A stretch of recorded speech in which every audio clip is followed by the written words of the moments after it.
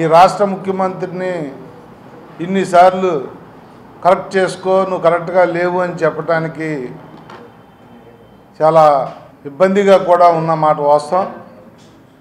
ఈ దుర్మార్గపు ముఖ్యమంత్రి ఇంకా 4 రోజుల్లో ఎలక్షన్ కోడ్ వస్తున్నప్పటికీ కూడా ఇంకా కక్షపూరితమైన రాజకీయాలు చేయటం అయితే ఆపలేదు. అర్ధరాత్రులు వాళ్ళ అపార్ట్మెంట్లో వాళ్ళ మీద పోలీసులను పంపించి వాళ్ళని టెర్రరైజ్ చేసిన విధానాన్ని మేము తీవ్రంగా ఖండిస్తూ ఉన్నాం. జగన్మోహన్ రెడ్డి గారు, మీరుండేది ఇంకా ఒక 1.5-2 నెలలు. నువ్వు చూపించిన దారిలో కానీ రాబోయే మా ప్రభుత్వం వెళ్తే ఒక్కసారి ఎలా ఉంటుందో ఒక్కసారి ఆలోచించేయమని చెప్పి గుర్తు చేస్తూ ఉన్నాం. ఎవరిని కూడా ఏ పార్టీ గురించి వాళ్ళ పార్టీ గురించి వాళ్ళు మాట్లాడకూడదు, వాళ్ళ పార్టీ పని వాళ్ళు చేయకూడదు.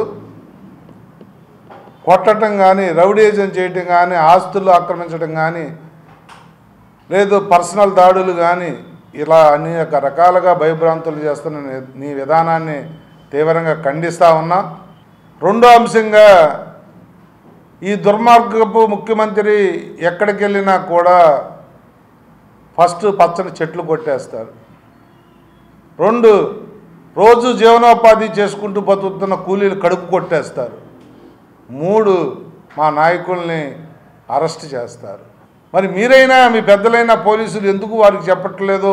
ఈ రెవెన్యూ వ్యవస్థ కానీ, పోలీసు వ్యవస్థ కానీ మాకు అర్థం కావట్లేదు. మీరు చెప్పినా ముఖ్యమంత్రి వినట్లేదో మాకైతే అర్థం కావట్లేదు. కానీ ఒక చెట్టు పెంచాలంటే, ఒక మొక్క పెంచాలంటే ఎంత కష్టమో మనందరికీ తెలుసు. మరి ఎందుకో ఈ శాడిజం నాకైతే అర్థం కావట్లేదు. ఎక్కడికి వెళ్ళినా పచ్చదనం అంటే ఈయనకి ఎలర్జీయా? పచ్చదనాన్ని చూసి ఈయన తట్టుకోలేడా? ఎక్కడికి వెళ్ళినా చెట్లని మొక్కల్ని నరికేయటం. గతంలో ఎన్నో సందర్భాల్లో సిటీ వస్తే మా కార్పొరేటర్ మూర్తి గారిని అరెస్ట్ చేశారు. అంటే ప్రజాస్వామ్యంలో ముఖ్యమంత్రి వస్తే ఏ నాయకుడు బయటికి తిరగకూడదా అని చెప్పి మేము అడుగుతా ఉన్నాం. మేము అధికారంలోకి వచ్చిన తర్వాత మేము తీసుకునే చర్యకి ఏదైనా నువ్వు మాట్లాడటానికి కూడా అవకాశం లేని పరిస్థితి తెచ్చేసుకుంటున్నావు జగన్మోహన్ రెడ్డి అని చెప్పి తెలియజేస్తూ, మరి ఈరోజు కూడా పాడిందే పాడరా పాసిపల్ల దాసరి అన్నట్టు ఈరోజు కూడా మళ్ళీ అంటే నీకు మమ్మల్ని అనటానికి, పవన్ కళ్యాణ్ గారిని అనటానికి నీకు ఇంకేం మిగల్లా ఏమీ లేదు నీ దగ్గర. మళ్ళీ అదే భాష, అదే మాట, అదే పాట. పవన్ కళ్యాణ్ గారు పెళ్ళిళ్ళ గురించి మాట్లాడతాం. పవన్ కళ్యాణ్ గారు పెళ్ళిళ్ళ గురించి మాట్లాడుతూ ఆడపడుచులు ఆయన పేరు చెప్తే ఏదో సిగ్గుతో తల ఉంచుకోవాలంట.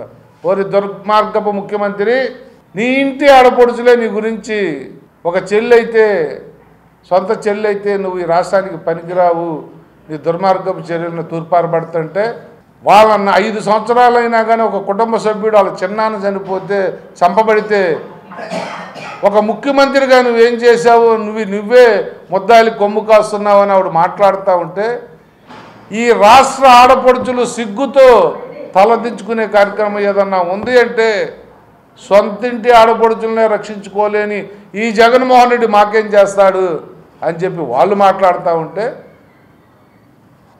ఎప్పుడో జరిగిపోయిన పవన్ కళ్యాణ్ గారి ఫ్యామిలీ విషయాలు తీసుకుని, ఎందుకంటే పవన్ కళ్యాణ్ గారిని అనడానికి నీకేమీ లేదు.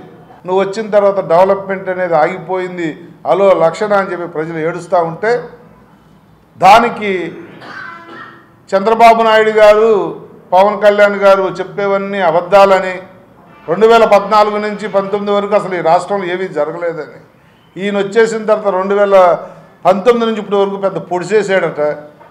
సామాన్యుడు బతకకుండా, సామాన్యుడు నీ దగ్గర ఇలా చేయి చాచే విధంగా పెట్టుకుని, ఏ కుటుంబంలో ఎవరికన్నా ఉద్యోగం వస్తే 6-4 రూపాయలు సంపాదించుకుంటే వాడి కుటుంబాన్ని వాడు పోషించుకుంటే నీ మీద ఆధారపడడం అని చెప్పి బిలో మధ్యతరగతి వాళ్ళని కూడా ఇంకా కిందకి దించేసి, ఎవరికి కూడా ఏ విధమైన మేలు జరగకుండా చేసి వాళ్ళని నీ మీద, ప్రభుత్వం మీద ఆధారపడే బతుకులు ఇచ్చింది నువ్వు.